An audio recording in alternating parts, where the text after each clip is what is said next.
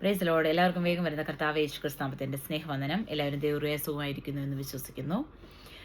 വീണ്ടും എല്ലാവർക്കും ഒരു പുതിയ വീഡിയോയിലേക്ക് സ്വാഗതം. ഇന്നത്തെ ചിന്തയ്ക്കായി നമുക്ക് അപ്പോസ്തലനായ പൗലോസ് ഗലാത്യർക്ക് എഴുതിയ ലേഖനം 1-ാം അധ്യായം അതിൻ്റെ 6 മുതൽ 10 വരെയുള്ള വാക്യങ്ങൾ വായിക്കാം. ഗലാത്യർക്ക് എഴുതിയ ലേഖനം 1-ാം അധ്യായം അതിൻ്റെ 6 മുതൽ 10 വരെയുള്ള വാക്യങ്ങൾ എല്ലാവർക്കും സുപരിചിതമായ ഒരു വേദഭാഗമാണ്.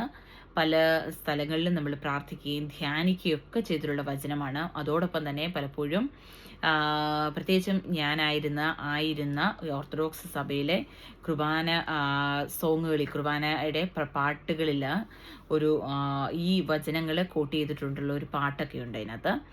അങ്ങനെ ചെറുപ്പം മുതലേ എല്ലാ ക്രിസ്ത്യൻസും കേൾക്കുകയും ധ്യാനിക്കുകയും ഒക്കെ ചെയ്തിട്ടുള്ളൊരു വേദഭാഗമാണ് ഈ ഭാഗം. അപ്പോൾ ഇതിനു മുൻപേ, ഈ വാക്യം നമ്മൾ വായിക്കുന്നതിന് മുമ്പേ ഞാൻ കുറച്ച് കാര്യം നിങ്ങളോട് ഡിസ്കസ് ചെയ്യണമെന്ന് ആഗ്രഹിക്കുന്നു.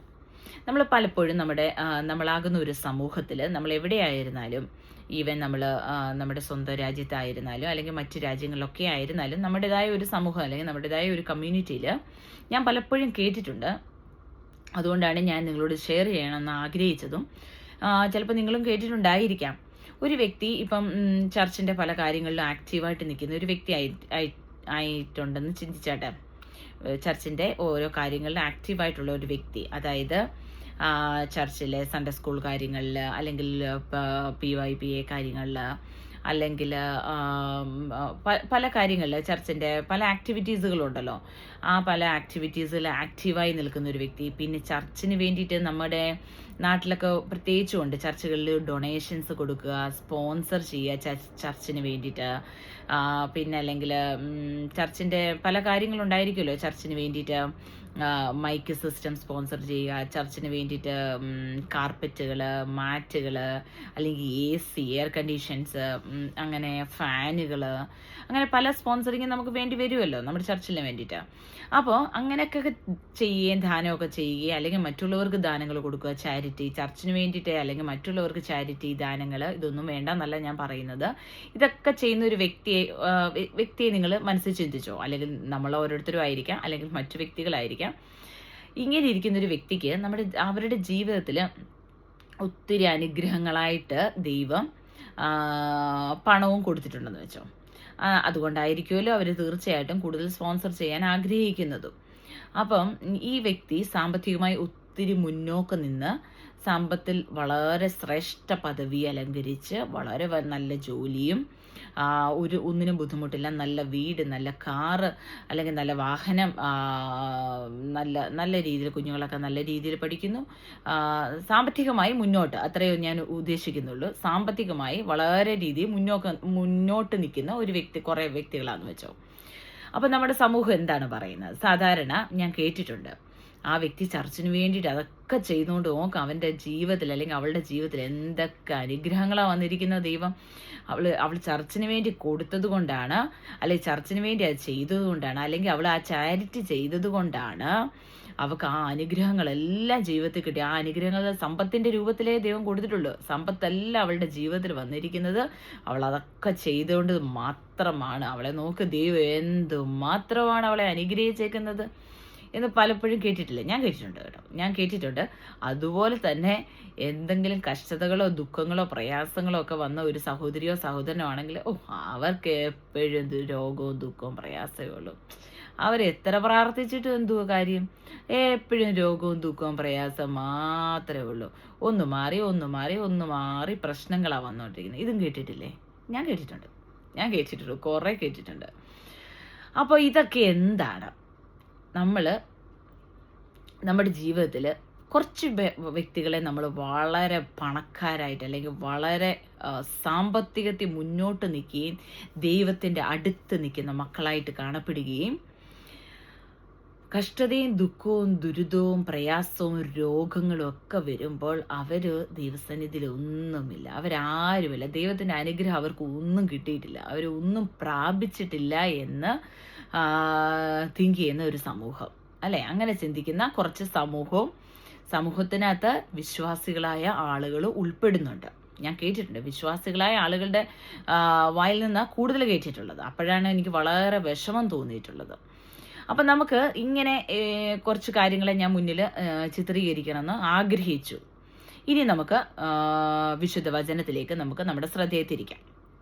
അപ്പം ഗലാത്യർക്ക് എഴുതിയ ലേഖനം 1-ാം അധ്യായം അതിൻ്റെ 6 മുതൽ 10 വരെയുള്ള വാക്യങ്ങൾ. Price the Lord. ഞാൻ വായിക്കാം. നിങ്ങളും വചനം എടുത്ത് കയ്യിലെടുത്ത് വായിച്ചാൽ ഏറ്റവും നല്ലതായിരിക്കും. അത് മനസ്സിലാകുവാൻ ഈസിയുമായിരിക്കും.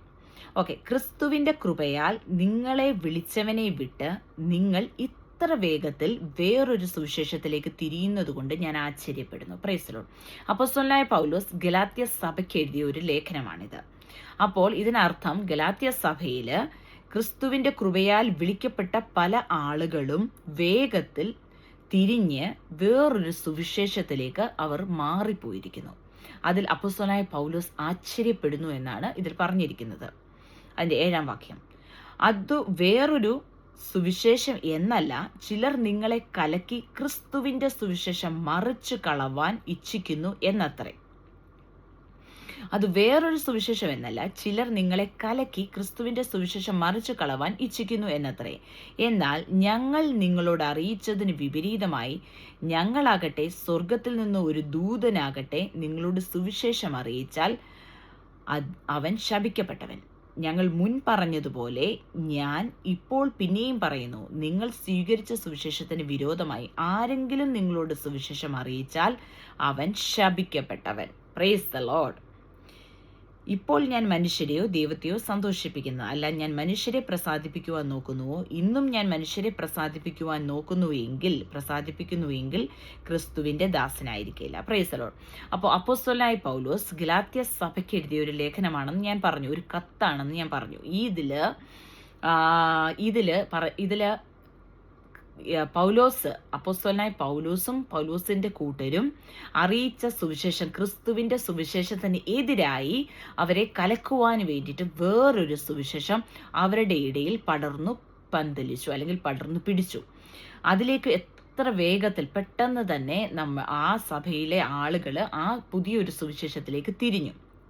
അപ്പോൾ പൗലോസ് വളരെ കൃത്യമായും വളരെ ശക്തമായിട്ടും പറയുകയാണ്, ഈ കർത്താവിൻ്റെ സുവിശേഷം, ക്രിസ്തുവിൻ്റെ സുവിശേഷം പൗലോസും പൗലോസിൻ്റെ കൂട്ടരും അറിയിച്ചതിന് വിപരീതമായി വേറൊരാള്, ഞങ്ങളാകട്ടെ, ആ പറഞ്ഞ ആ വ്യക്തികൾ തന്നെ ആവട്ടെ, അല്ലെങ്കിൽ സ്വർഗത്തിൽ നിന്നൊരു ദൂതനാകട്ടെ നിങ്ങളോട് സുവിശേഷം അറിയിച്ചാൽ അവൻ ശപിക്കപ്പെട്ടവൻ. ഈ വചനം നിങ്ങൾ ക്രിസ്ത്യാനികളായ എല്ലാവരും കേട്ടിട്ടുണ്ടായിരിക്കും. ഞാൻ കേട്ടിട്ടുണ്ട്. ഞാൻ ഓർത്തഡോക്സ് സഭയിലായിരിക്കുമ്പോൾ കുർബാനക്രമത്തിലെ ഒരു പാട്ടിൽ ഒരു സോങ് ഉണ്ട്. കുർബാനക്രമത്തിലെ ഒരു സോങ്, പൗലോസ് ലീഹ ധന്യൻ ചൊൽകട്ടെ നീ ദേവം നിങ്ങളെ ഞങ്ങളറിയിച്ചൊതൊഴിച്ചൊരുവൻ വന്ന് അറിയിച്ചാൽ വാനവനെങ്കിലും മാതൂതൻ താനേൽക്കും സഭയിൻ ശാപം.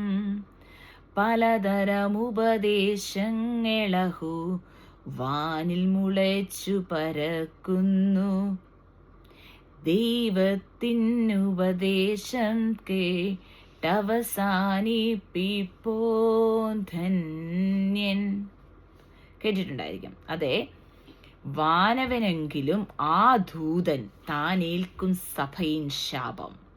അതായത് ഈ പറഞ്ഞിരിക്കുന്ന ഈ സത്യസുവിശേഷത്തിൽ പറഞ്ഞിരിക്കുന്നതിനപ്പുറമായിട്ട് ആര് വന്ന് നിങ്ങളോട് സുവിശേഷം പറഞ്ഞാലും, അത് ഈ പറയുന്ന ഞാനാകട്ടെ, സ്വർഗത്തിൽ നിന്ന് ഇറങ്ങി വന്ന ഒരു ദൂതരാകട്ടെ, ഈ സുവിശേഷത്തിന് അപ്പുറമായി വിപരീതമായി ഏതൊരുവൻ വന്ന് പറഞ്ഞാലും അവൻ ശപിക്കപ്പെട്ടവൻ എന്നാണ് വചനം പറയുന്നത്. അവൻ ശപിക്കപ്പെട്ടവൻ. Price the Lord. അപ്പൊ ഈ വിപരീതമായ സുവിശേഷം എന്താണ്? നമ്മൾ അറിയാതെ തന്നെ നമ്മുടെ സഭകളിലും നമ്മുടെ സമൂഹത്തിലും പലയിടത്തും അത് ഓൾറെഡി വന്നിട്ടുണ്ട്. ഈ വചനത്തിന് എതിരായ സുവിശേഷം വേറൊരു സഭയോ വേറൊരു റിലീജിയനോ വേറൊരു വ്യക്തിയോ ഒന്നുമല്ല പറയുന്നത്. ഞാൻ ആദ്യം പറഞ്ഞതുപോലെ സമൂഹത്തിൽ സാമ്പത്തികമായി ഉന്നമനപ്പെട്ട ഒരു വ്യക്തി, ദൈവത്താൽ അനുഗ്രഹിക്കപ്പെട്ട ഒരു വ്യക്തിയാണെന്നും,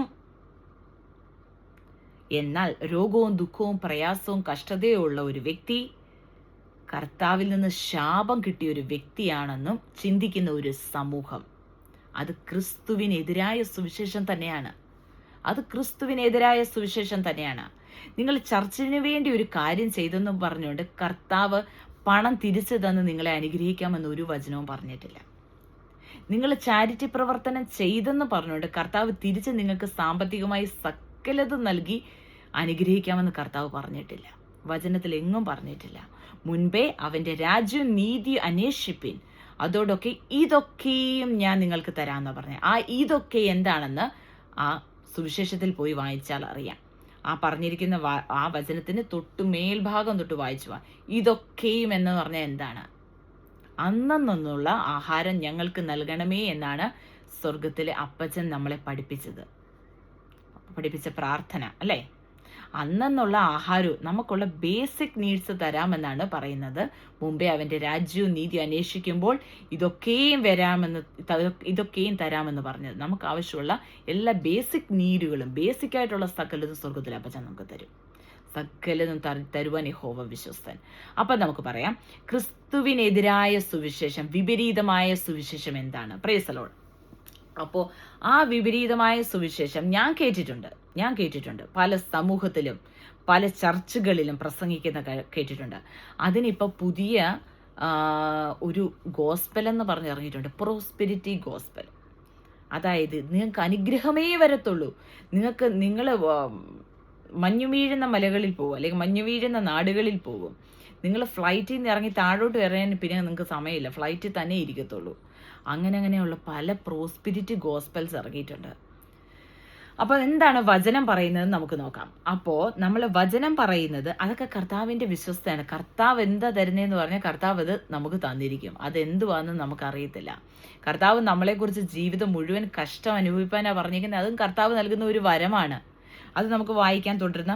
അപ്പോൾ ഇതിൽ പറഞ്ഞിരിക്കുന്ന ഗലാത്യ സഭയിൽ വേറൊരു സുവിശേഷം വന്നപ്പം പൗലോസ് പറയുന്നത്, ഇനി ആര് വന്ന് പറഞ്ഞോ, ഈ പറയുന്ന ഞാനാകട്ടെ അല്ലെങ്കിൽ സ്വർഗത്തിൽ നിന്നൊരു ദൂതനാകട്ടെ, ആര് വന്ന് പറഞ്ഞാലും ഈ വചനത്തിനപ്പുറമായി പറയുന്ന ഏതൊരു വാക്കും അത് വിപരീതമായ സുവിശേഷമാണ്, അവൻ ശപിക്കപ്പെട്ടവനാണ് എന്നാണ് വചനം പറയുന്നത്. Price the Lord. അത് കഴിഞ്ഞിട്ട് അപ്പം എൻ്റെ 10-ാം വാക്യത്തിൽ പറഞ്ഞു, ഇപ്പോൾ ഞാൻ മനുഷ്യരെയോ ദൈവത്തെയോ സന്തോഷിപ്പിക്കുന്നത് അല്ല, ഞാൻ മനുഷ്യരെ പ്രസാദിപ്പിക്കുവാൻ നോക്കുന്നുവോ? ഇന്നും ഞാൻ മനുഷ്യരെ പ്രസാദിപ്പിക്കുന്നുവെങ്കിൽ ക്രിസ്തുവിൻ്റെ ദാസനായിരിക്കില്ല. Price the Lord. ഇന്നും ഞാൻ മനുഷ്യനെ പ്രസാദിപ്പിച്ച് പ്രോസ്പിരിറ്റി മാത്രം പറഞ്ഞുകൊണ്ട് നടക്കുന്ന ഒരു സുവിശേഷമാണ് പറയുന്നതെങ്കിൽ അവനിനി ക്രിസ്തുവിൻ്റെ ദാസനല്ല, അവൻ ശപിക്കപ്പെട്ടവനാണെന്നാണ് വചനം നമ്മളെ പഠിപ്പിക്കുന്നത്. തുടർന്ന് വായിക്കാം. ഫിലിപ്പിയ ലേഖനം 3-ാം അധ്യായം അതിൻ്റെ 2-ാം വാക്യം മുതൽ. ഫിലിപ്പിയർക്ക് എഴുതിയ ലേഖനം 3-ാം അധ്യായം അതിൻ്റെ 2 മുതൽ. നായ്ക്കളെ സൂക്ഷിപ്പിൻ, ആകാത്ത വേലക്കാരെ സൂക്ഷിപ്പിൻ, വിച്ഛേദനക്കാരെ സൂക്ഷിപ്പിൻ. Praise the lord. അപ്പോൾ പറഞ്ഞിരിക്കുന്ന ആകാത്ത വേലക്കാരെ സൂക്ഷിപ്പിൻ. ഇവരൊക്കെ ആകാത്ത വേലക്കാരാ. ഇവരെയൊന്നും കർത്താവ് വിളിച്ചിട്ടില്ല, സ്വർഗത്തിലെ ദൈവം വിളിച്ചിട്ടില്ല. അങ്ങനെയുള്ളവരെ പറയുന്നത് എന്താ? നായ്ക്കളെ സൂക്ഷിപ്പിന്നാ പറയുന്നത്. നായ്ക്കളെ സൂക്ഷിപ്പിൻ. അങ്ങനെയുള്ള വേലക്കാരെ, അങ്ങനെ തെറ്റായ സുവിശേഷം പറയുന്ന വേലക്കാരെ സൂക്ഷിക്കുവിൻ എന്നാണ് വചനം പറയുന്നത്. അവരെ വിവേചിച്ചറിയുവാന് നമ്മളെ പരിശുദ്ധാത്മാവ് സഹായിക്കും. സ്വർഗത്തിലെ അപ്പച്ചൻ്റെ ആത്മാവ് നമ്മളെ സഹായിക്കും. പരിശുദ്ധാത്മാവിൻ്റെ സഹായത്തോടെ അങ്ങനെയുള്ള ആത്മാക്കളെ, അങ്ങനെയുള്ള വ്യക്തികളെ നമ്മൾ വിവേചിച്ചറിയണം. അല്ലെങ്കിൽ ഈ നായ്ക്കളെ ഒന്നും നമുക്ക് തിരിച്ചറിയുവാൻ സാധിക്കില്ല. വചനം തന്നെ പറയുകയാണ്, നായ്ക്കളെ സൂക്ഷിപ്പിൻ, ആകാത്ത വേലക്കാരെ സൂക്ഷിപ്പിൻ, വിച്ഛേദനക്കാരെ സൂക്ഷിപ്പിൻ. തുടർന്ന് വായിക്കാം. നാമല്ലോ പരിച്ഛേദനക്കാർ എന്ന് പറഞ്ഞാൽ എന്താണ്? അതായത് പാപത്തെ, നമ്മുടെ ജഡത്തിന്റെ സ്വഭാവത്തെ നമ്മളിൽ നിന്ന് കംപ്ലീറ്റ് മുറിച്ച് മാറ്റി എടുത്തു കളയണം. കംപ്ലീറ്റ് ജഡത്തിന്റെ സ്വഭാവങ്ങളെ അല്ലെങ്കിൽ പരിശുദ്ധാത്മാവിന്റെ അല്ലാത്ത ഫലങ്ങള്, അല്ലെങ്കിൽ ദുഷ്ടാത്മാവിന്റെ ഫലങ്ങളെ, സകലതിനെ, ജഡത്തിന്റെ സ്വഭാവത്തെ, ജഡത്തിന്റെ ഫലങ്ങളെ എല്ലാം നമ്മുടെ ജീവിതത്തിൽ നിന്ന് അതെല്ലാം വിച്ഛേദിച്ച് സകലത്തിനെ എടുത്തെറിഞ്ഞ്, എല്ലാത്തിനെയും ആ ജഡത്തിന്റെ സ്വഭാവത്തെ എടുത്തെറിഞ്ഞ് പരിശുദ്ധാത്മാവിന്റെ സ്വഭാവം, പരിശുദ്ധാത്മാവിന്റെ ഫലങ്ങൾ മാത്രം പുറപ്പെടുവിക്കുന്ന ദൈവത്തിന്റെ മക്കളായി ജീവിക്കണം. അവരാണ് പരിച്ഛേദനക്കാർ. നാമല്ലോ പരിച്ഛേദനക്കാർ. കാരണം ആ ജഡത്തിന്റെ സ്വഭാവത്തെ നമ്മുടെ ശരീരത്തിൽ നിന്ന് അല്ലെങ്കിൽ നമ്മുടെ ജീവിതത്തിൽ നിന്ന് മുറിച്ചെടുത്ത് കളയുമ്പോൾ അത് പിന്നെ ഒരിക്കലും തിരിച്ച് വളരത്തില്ല. തിരിച്ചത് ജീവിതത്തിലേക്ക് വരുവാൻ ഇടവരരുത്. അതുകൊണ്ടാണ് നാമല്ലോ പരിച്ഛേദനക്കാർ എന്ന് പറയുന്നത്. അപ്പൊ നാമല്ലോ പരിച്ഛേദനക്കാർ, ദൈവത്തിന്റെ ആത്മാവ് കൊണ്ട് ആരാധിക്കുകയും ക്രിസ്തുവേശുവിൽ പ്രശംസിക്കുകയും ജഡത്തിൽ ആശ്രയിക്കാതിരിക്കുകയും ചെയ്യുന്ന നാം തന്നെ. Praise the lord. നാമല്ലോ പരിച്ഛേദനക്കാർ. എന്തുകൊണ്ടാണ് നാം പരിച്ഛേദനക്കാരാന്ന് പറയുന്നത്? ദൈവത്തിന്റെ ആത്മാവ് കൊണ്ടാണ് നമ്മൾ ആരാധിക്കുന്നത്, പരിശുദ്ധാത്മാവ് കൊണ്ടാണ് നമ്മൾ ആരാധിക്കുകയും ക്രിസ്തുവേശുവിലാണ് നമ്മുടെ പ്രശംസ. ക്രിസ്തുവേശുവിൽ പ്രശംസിക്കുകയും ജഡത്തിൽ ആശ്രയിക്കാതിരിക്കുകയും ചെയ്യുന്ന നാം തന്നെ. ജഡത്തിന്റെ സ്വഭാവങ്ങളിൽ, ജഡത്തിന്റെ പ്രവൃത്തികളിൽ ആശ്രയിക്കാതെ പരിശുദ്ധാത്മാവിൽ ആരാധിച്ചും ക്രിസ്തുവിൽ വിശ്വസിച്ചുകൊണ്ട് ക്രിസ്തുവിൽ പ്രശംസിക്കുകയും ചെയ്യുന്ന നാമാണ് ക്രിസ്തുവിന്റെ സാക്ഷികൾ അല്ലെങ്കിൽ ക്രിസ്ത്യാനികൾ എന്ന് പറയുന്നത്. Price the Lord. തുടർന്ന് വായിക്കാം. പക്ഷേ എനിക്ക് ജഡത്തിലും ആശ്രയിപ്പാൻ വകയുണ്ട്. മറ്റാർക്കാനും ജഡത്തിൽ ആശ്രയിക്കാം എന്ന് തോന്നിയാൽ എനിക്ക് അധികം. അതിന്റെ അർത്ഥം എന്താണ്? ജഡത്തിൽ ആശ്രയം. പൗലോസ് ആണ് പറയുന്നത്. അപ്പോസ്തലനായ പൗലോസ് പറയുകയാണ്. നമ്മൾ പലപ്പോഴും കേട്ടിട്ടുണ്ട്, ഞാൻ എൻ്റെ ചർച്ചുകളിലൊക്കെ പറയുന്നത് കേട്ടിട്ടുണ്ട്, കുറച്ച് പേര് ചർച്ചിന് വേണ്ടിയിട്ട് പണ്ട് സ്ഥലം കൊടുത്ത് അങ്ങനെ ചർച്ച് പണിഞ്ഞ സ്ഥലമാണ്. അപ്പോൾ ആ ചർച്ചിൽ അവർക്ക് ഭയങ്കര അധികാരമാണ്, അല്ലെങ്കിൽ ആ കുടുംബക്കാർ ചിന്തിക്കുന്ന അല്ലെങ്കിൽ നിശ്ചയിക്കുന്ന പാസ്റ്റർമാർ മാത്രമേ അങ്ങോട്ട് സ്ഥലം മാറി വരത്തുള്ളൂ. ആ കുടുംബക്കാർക്കെതിരായിട്ട് ആ പാസ്റ്റർ എന്തെങ്കിലും പറയുകയോ പ്രവർത്തിക്കുകയോ ചെയ്ത് ആ പാസ്റ്റർ കഷ്ടിച്ച് 1 വർഷമോ 2 വർഷമോ ഇരിക്കും. പെട്ടെന്ന് തന്നെ ആ പാസ്റ്ററിന് സ്ഥലമാറ്റം കിട്ടി അവിടുന്ന് മാറുകയും ചെയ്യും. അങ്ങനെ ഞാൻ കണ്ടിട്ടുണ്ട്. പക്ഷേ ആ കുടുംബക്കാരോട് ചേർന്ന് പ്രവർത്തിച്ച ആ കുടുംബക്കാരുടെ ഇഷ്ടപ്രകാരം ജീവിക്കുന്ന പാസ്റ്റർമാരുണ്ട്. ആ പാസ്റ്റർമാർ ആണെങ്കിൽ വേണമെങ്കിൽ 5 വർഷവും 10 വർഷവും വേണമെങ്കിൽ ആ സഭയിൽ ഇരിക്കും. Price the Lord. അപ്പൊ അങ്ങനെ ജഡത്തിൽ, ഞാൻ പണ്ട് ഈ ചർച്ചിന് വേണ്ടി സ്ഥലം തന്നതാണ്, എൻ്റെ സ്ഥലത്താണ് ഈ ചർച്ച് നിൽക്കുന്നത്, പിന്നെ ആ ചർച്ചിന് രജിസ്ട്രേഷൻ വേണ്ടിയത് കൊണ്ട് മാത്രമാണ് ആ ചർച്ചിന് ആ ചർച്ചിൻ്റെതായ പേരിട്ടേക്കുന്നത്, അല്ലെങ്കിൽ ആ വീട്ടുകാരുടെ പേര് തന്നെ ആ ചർച്ചിന് ഇടണം എന്നൊക്കെയാണ് അവരുടെയൊക്കെ ആഗ്രഹങ്ങൾ. അപ്പം അങ്ങനെ ജഡത്തിൽ പ്രശംസിക്കുന്നവര്, അങ്ങനെ ജഡത്തിൽ ആശ്രയിച്ച് ജഡത്തിൽ പ്രശംസിക്കുന്നവര്. അപ്പോൾ അപ്പോസ്തലനായ പൗലോസ് പറയുകയാണ്, നിങ്ങൾ ജഡത്തിലൊക്കെ ഇങ്ങനെ അങ്ങ് ഗമിക്കുവാനും ഇങ്ങനെ പ്രശംസിക്കുവാനും ആഗ്രഹിക്കുന്നുണ്ടെങ്കിൽ, അപ്പോസ്തലനായ പൗലോസ് പറയുന്നത് എനിക്ക് എത്രയധികം ജഡത്തിൽ പ്രശംസിക്കാൻ കിടക്കുവാണ്. കാരണം പൗലോസ് ആരായിരുന്നു നമുക്ക് എല്ലാവർക്കും അറിയാം. പൗലോസ് ആരായിരുന്നു? പൗലോസിന് വളരെ വളരെ വളരെ തറവാടിത്തം പറയുന്ന ഒരു കുടുംബ മഹിമ പൗലോസിനുണ്ട്. അതെന്തൊക്കെയാണെന്ന് തുടർന്ന് വായിക്കാം. പക്ഷേ പക്ഷേ എനിക്ക് ജഡത്തിലും ആശ്രയിപ്പാൻ വകയുണ്ട്. മറ്റാർക്കാനും ജഡത്തിൽ ആശ്രയിക്കുക എന്ന് തോന്നിയാൽ എനിക്ക് എത്ര അധികമാണ്. അതായത് പൗലോസ് 8-ാം നാളിൽ പരിച്ഛേദന ഏറ്റവൻ ഇസ്രായേൽ ജാതിക്കാരൻ, ബെന്യാമിൻ ഗോത്രക്കാരൻ, എബ്രായരിൽ നിന്ന് ജനിച്ച എബ്രായൻ, ന്യായപ്രമാണം സംബന്ധിച്ച് പരീശൻ, ശുഷ്കാന്തി സംബന്ധിച്ച് സഭയെ ഉപദ്രവിച്ചവൻ, ന്യായപ്രമാണത്തിലെ നീതി സംബന്ധിച്ച് അനിന്യൻ. എന്തൊക്കെ പ്രശംസയാ! ഞാൻ ഇന്ന കുടുംബത്തിൽ ജനിച്ചവനാണ്, അല്ലെങ്കിൽ ഞാൻ ഇന്ന കുടുംബത്തിൽ ജനിച്ചവളാണ്, ഞാൻ ഇന്ന സഭയ്ക്ക് ചർച്ചിലും സ്ഥലം കൊടുത്ത് എൻ്റെ തറവാടുകളാണ്, എൻ്റെ തറവാട്ടിലെ ആളുകളാണ് കൊടുത്തത്, ഞാൻ ആ വംശപാരമ്പര്യത്തിൽ ജനിച്ചവനാണ് എന്നൊക്കെ നമ്മൾ ഇവിടെ കിടന്ന് പ്രശംസിക്കുമ്പോൾ പൗലോസ് പറയുകയാണ്, എത്ര അതിനപ്പുറമാണ്. ഞാനൊരു ഇസ്രായേലാണ്, ഞാൻ എബ്രായരിൽ ജനിച്ച എബ്രായൻ, ഞാൻ ഇസ്രായേൽ ജാതിക്കാരൻ, ബെന്യാമിൻ ഗോത്രക്കാരൻ, ന്യായപ്രമാണം സംബന്ധിച്ച് പരീശൻ എന്ന് പറഞ്ഞാൽ സകലതും ന്യായപ്രമാണത്തിനെ പച്ച വെള്ളം പോലെ കുടിച്ച് സകലതും അറിയാവുന്ന വ്യക്തി, ന്യായപ്രമാണത്തിലെ നീതി സംബന്ധിച്ച് അനിന്യൻ, അത് കഴിഞ്ഞിട്ട് ശുഷ്കാന്തി സംബന്ധിച്ച് സഭയെ ഉപദ്രവിച്ചവൻ. ശുഷ്കാന്തിക്ക് ഒരു കുറവുമില്ല, സകല ശുഷ്കാന്തിയോടും സകല ബലത്തോടും ശക്തിയോടും സഭയെ ഉപദ്രവിച്ച് നടന്നൊരു വ്യക്തിയായിരുന്നു പൗലോസ്. അങ്ങനെ കുടുംബമഹിമ നോക്കാനാണെങ്കിലും പൗലോസ് ഒട്ടും പുറയിലുള്ള വ്യക്തിയല്ല, നമ്മളെക്കാരിലൊക്കെ മുന്നിൽ നിന്ന വ്യക്തി തന്നെയാണ് പൗലോസ്. അതിൻ്റെ 7-ാം വാക്യം തൊട്ട് വായിക്കുമ്പോൾ വളരെ ശക്തമായ പൗലോസിന്റെ വാക്കുകളാണ്. എന്തൊക്കെയാണ്? എങ്കിലും, ഇതൊക്കെ ഞാനാണെങ്കിലും എനിക്ക് ലാഭമായിരുന്നതൊക്കെയും ഞാൻ ക്രിസ്തു നിമിത്തം ഛേദമെന്നെണ്ണിയിരിക്കുന്നു. Praise the lord. ഹല്ലേലൂയ. എനിക്കിതൊക്കെ ഉണ്ടെങ്കിൽ എനിക്കിതൊന്നും എനിക്ക് വേണ്ട. എന്തുകൊണ്ട്? ഇതെല്ലാം ഞാൻ ഛേദമെന്നെണ്ണിയിരിക്കുന്നു. നമ്മളൊക്കെ കുടുംബ മഹിമയും തറവാട് മഹിമയും ഒക്കെ വെച്ചിട്ട് എത്ര എത്ര എത്ര സാമ്പത്തികത്തിന്റെ ശക്തിയും വെച്ചിട്ട് എത്രയാണ് അഹങ്കരിക്കുന്ന ഈ ലോകത്തില്. അപ്പോൾ ഇവിടെ പറയാണ്, എങ്കിലും എനിക്ക് ലാഭമായിരുന്നതൊക്കെ ഞാൻ ക്രിസ്തു നിമിത്തം ഛേദമെന്നെണ്ണിയിരിക്കുന്നു. അത്രയുമല്ല, എൻ്റെ കർത്താവായ ക്രിസ്തു യേശുവിനെ കുറിച്ചുള്ള പരിജ്ഞാനത്തിന്റെ ശ്രേഷ്ഠത നിമിത്തം ഞാൻ ഇപ്പോഴും എല്ലാം ഛേദമെന്നെണ്ണുന്നു. Price the Lord. കർത്താവായ ക്രിസ്തു യേശുവിനെ കുറിച്ചുള്ള പരിജ്ഞാനത്തിന്റെ ശ്രേഷ്ഠത. ന്യായപ്രമാണം മൊത്തം ഞാൻ അരച്ച് കലക്കി കുടിച്ച്, എബ്രായനാണ്, ഇസ്രയേൽ ജാതിക്കാരനാണ്, പരീശനാണ്, ശുഷ്കാന്തിയെ സംബന്ധിച്ച് സഭയെ ഉപദ്രവിച്ച് നടന്നവന്, എന്തൊക്കെയാണെങ്കിലും പക്ഷെ കർത്താവായ ക്രിസ്തുവേശുവിനെ കുറിച്ചുള്ള പരിജ്ഞാനത്തിന്റെ ശ്രേഷ്ഠത ഇതിന്റെ മുന്നിൽ ഒന്നുമില്ല. അതെല്ലാം ഛേദമെന്നെണ്ണിയാണ് എണ്ണിയേക്കുന്നത്. അതിനെല്ലാം ഞാൻ ഛേദമെന്നെണ്ണി ക്രിസ്തുവേശുവിനെ കുറിച്ചുള്ള പരിജ്ഞാനത്തിന്റെ ശ്രേഷ്ഠ നിമിത്തം ഞാൻ ഇപ്പോഴും എല്ലാം ഛേദമെന്നെണ്ണുകയാണ്.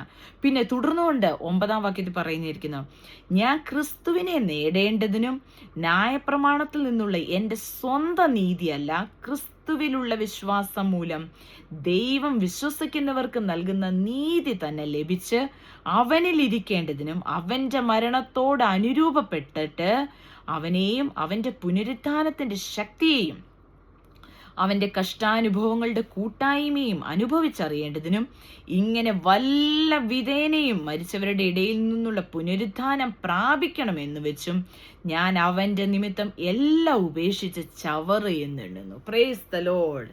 നമ്മളിൽ എത്ര പേർക്ക് ഇത് പറയാൻ പറ്റും? എൻ്റെ ക്രിസ്തു യേശുവിനോടുള്ള സ്നേഹം നിമിത്തം എനിക്ക് ഈ ലോകത്തിൽ കിട്ടുന്ന സകലതിനെ ഞാൻ ചവറ് എന്നെണ്ണുന്നു. ചവർ എന്ന് പറഞ്ഞാൽ അറിയാലോ, ഇംഗ്ലീഷിൽ അതിൽ പറഞ്ഞിരിക്കുന്നത് റബ്ബിഷ് എന്നാണ് പറഞ്ഞിരിക്കുന്നത്. സകലത്, ഈ ലോകത്തിലുള്ളത് സകലതും എനിക്ക് ചവർ എന്നെണ്ണുവാൻ എൻ്റെ അപ്പച്ച എനിക്ക് കഴിയുന്നു എന്ന് എത്ര പേർക്കൊക്കെ പറയാൻ പറ്റും? ഞാൻ ഉൾപ്പെടെയുള്ള സമൂഹം കർത്താപ്പച്ചൻ്റെ പരിജ്ഞാനം, ക്രിസ്തുവിനോടുള്ള പരിജ്ഞാനത്തിൻ്റെ ശ്രേഷ്ഠത നിമിത്തം എനിക്ക് വേണ്ട, ഈ ലോകത്തിൽ ഒന്നും വേണ്ട, ഞാൻ സകലതിനെയും ചവറ എന്നെണ്ണുന്നു.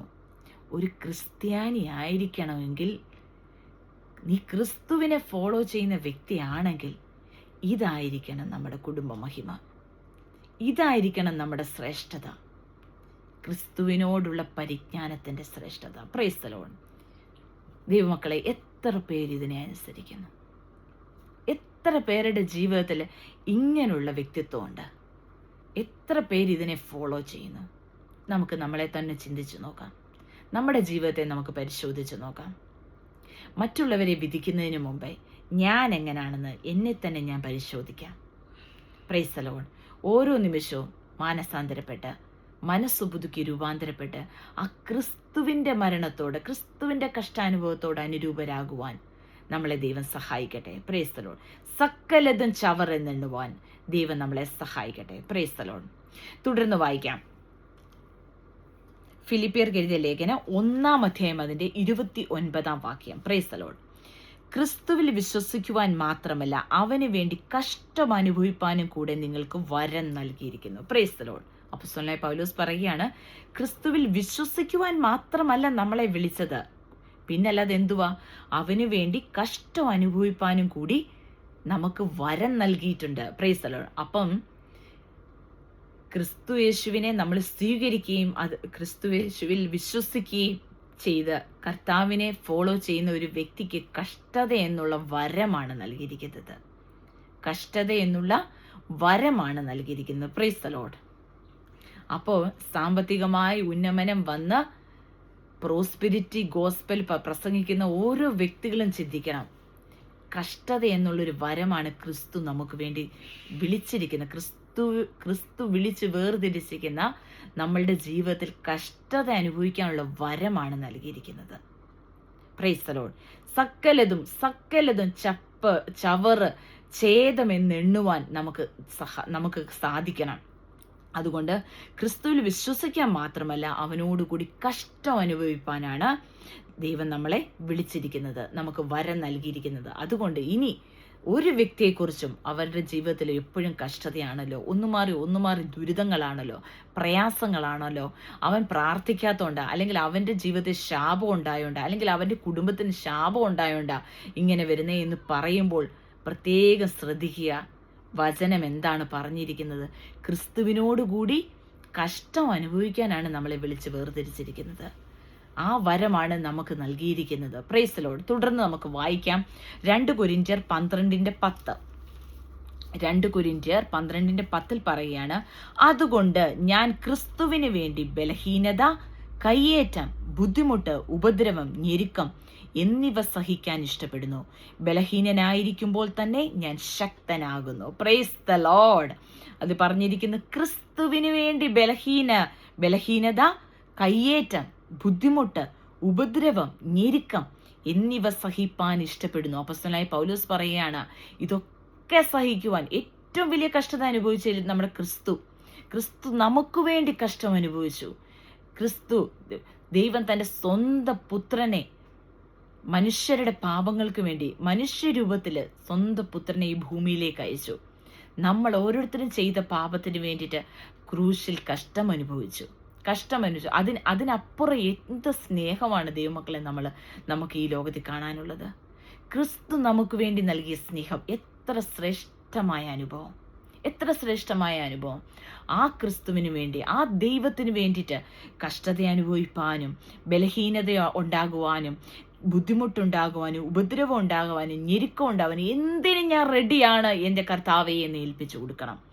അപ്പോൾ അങ്ങനെ ആയിരിക്കുമ്പോൾ, ബലഹീനതനായിരിക്കുമ്പോൾ തന്നെ, അല്ലെങ്കിൽ ബലഹീനയായിരിക്കുമ്പോൾ തന്നെ നമ്മൾ ശക്തരാണ്.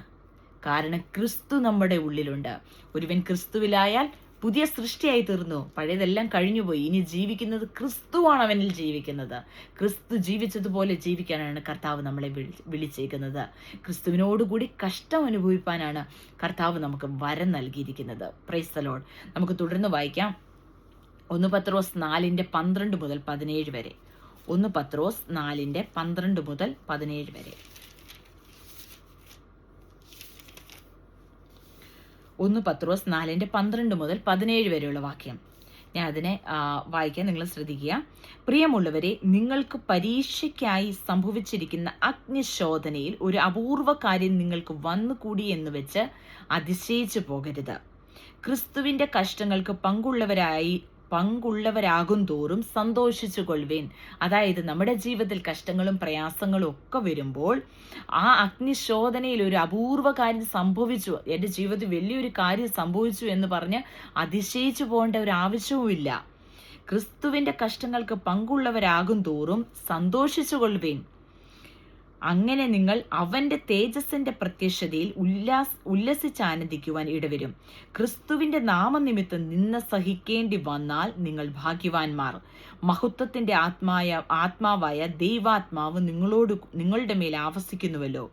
നിങ്ങളിൽ ആരും കൊലപാതകനോ കള്ളനോ ദുഷ്പ്രവൃത്തിക്കാരനോ ആയിട്ടല്ല കഷ്ടം സഹിക്കേണ്ടത്, പരകാര്യത്തിൽ ഇടപെടുന്നവനുമായിട്ടുമല്ല.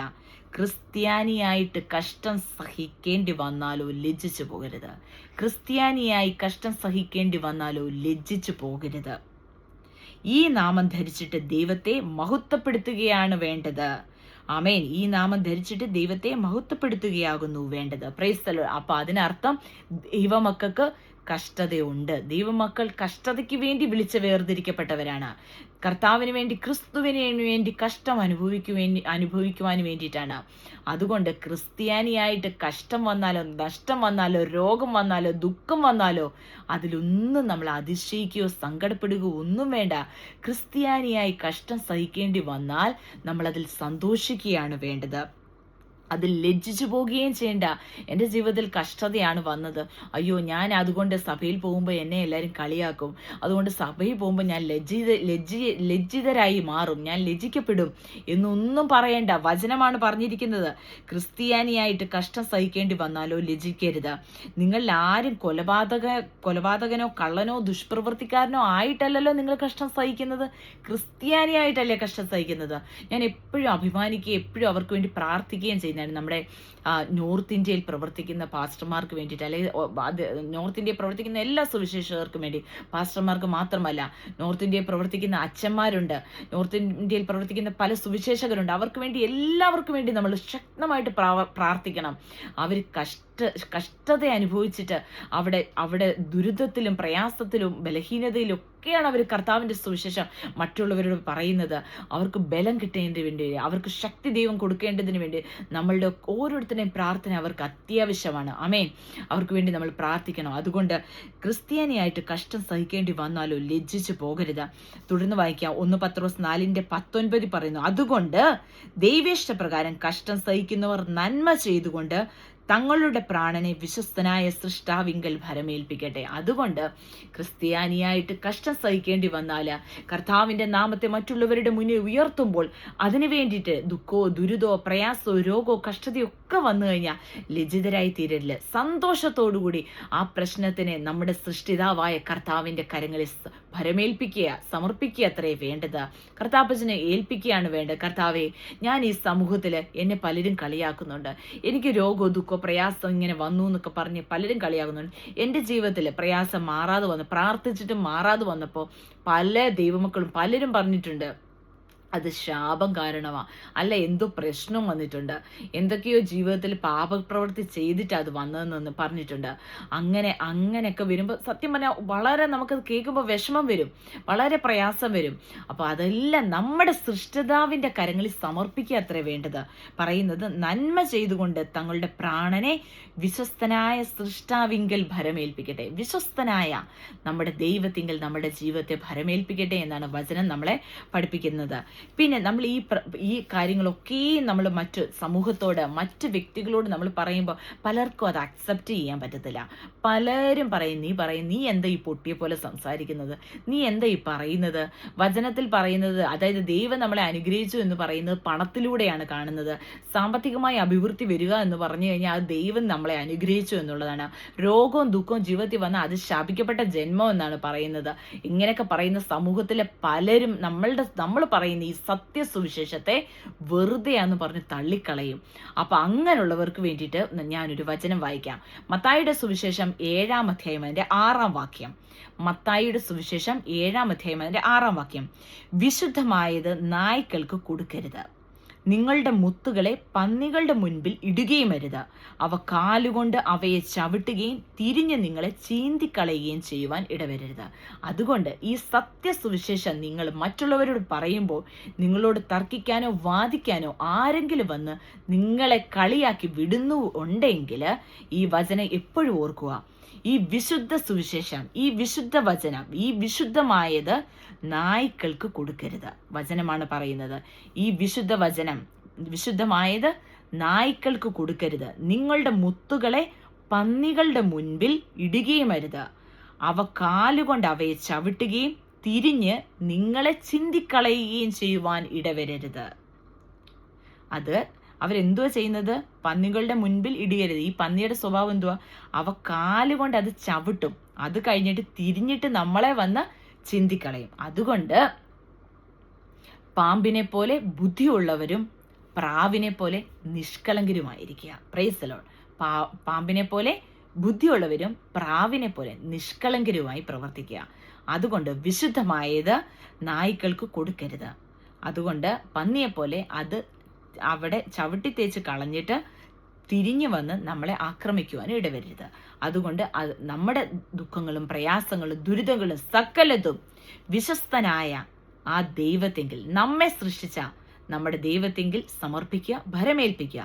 ഈ വചനങ്ങളാൽ ദൈവം നമ്മളെ ഓരോരുത്തരെയും, എല്ലാവരും ആയിരിക്കുന്ന സ്ഥലങ്ങളിലൊക്കെയും എല്ലാവരെയും സമൃദ്ധിയായി അനുഗ്രഹിക്കട്ടെ. ദൈവം അനുഗ്രഹിക്കട്ടെ. ആമേൻ.